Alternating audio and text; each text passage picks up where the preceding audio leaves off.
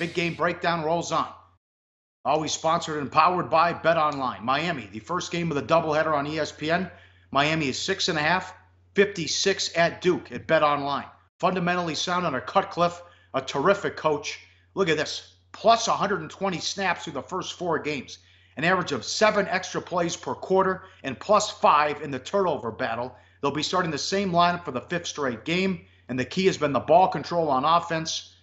Jones, the quarterback, only 6.5 yards per attempt, but they keep the chains moving. They have 2 running backs over 300 yards already. They had that blowout win against Northwestern. They beat Baylor, and they had the big win against North Carolina as well. And you see the running backs, Wilson, 349 yards, 5.9 yards per attempt. Brown, 325 yards, 6.3.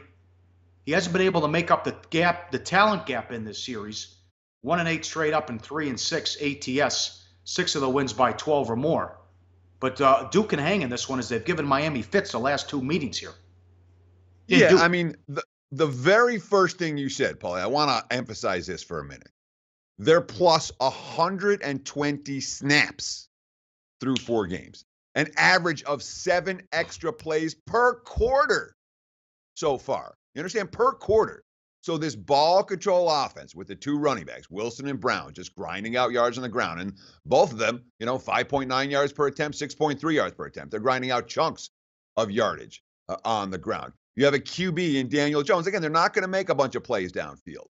But the chains keep on moving. It's a high percentage, high completion percentage type of offense where they're going to have easy, safe throws for Jones to make. Now, defensively, I might have been more impressed with Duke than any. I mean, this is the most athletic defense that Cutcliffe has had since he's been there. It is a very young defense. They start 5 sophomores or freshmen, and all 11 second-teamers are sophomores or freshmen. So that is a really young defense, but it has talent.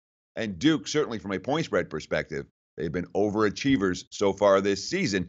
You talked about the issues that Duke has had matching up with Miami. 1-8 straight up, 3-6 ATS, but the last couple of trips for the Hurricanes into Durham, Duke's been able to hang pretty tough with them with a straight up win and a 3-point loss on this home field.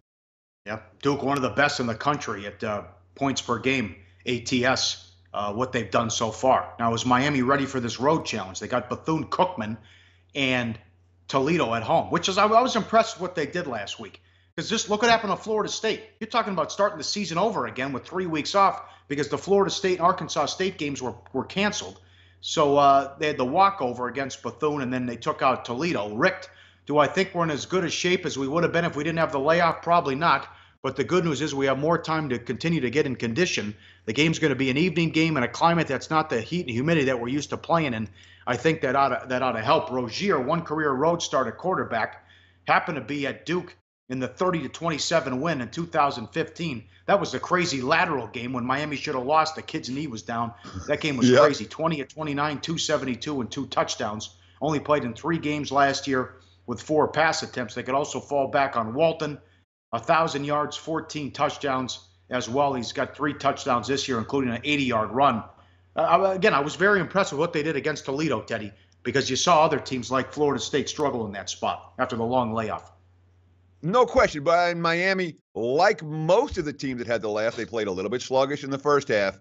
What the Hurricanes were able to do that a team like Florida State perhaps wasn't, was take over the game in the second half. Now, some of that may have been Toledo wearing down in the heat and humidity after playing a wild game against Tulsa the previous week, but certainly positive signs for a Miami team that a lot of people here in Las Vegas were very, very high on coming into the season.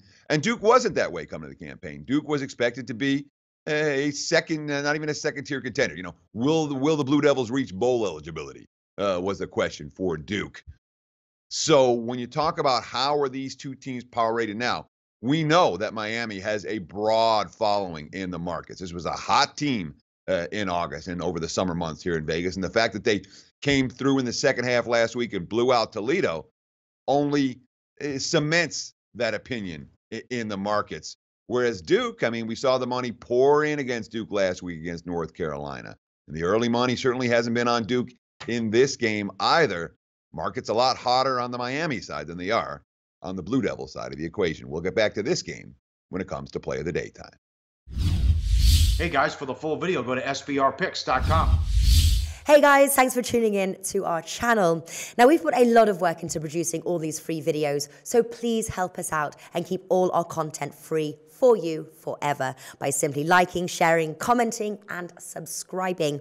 Now, not to mention, a visit to our industry-leading website will warm the hearts of all our SBR employees, especially myself. Now, the links are over there to the left, so do check those out. Thanks for watching.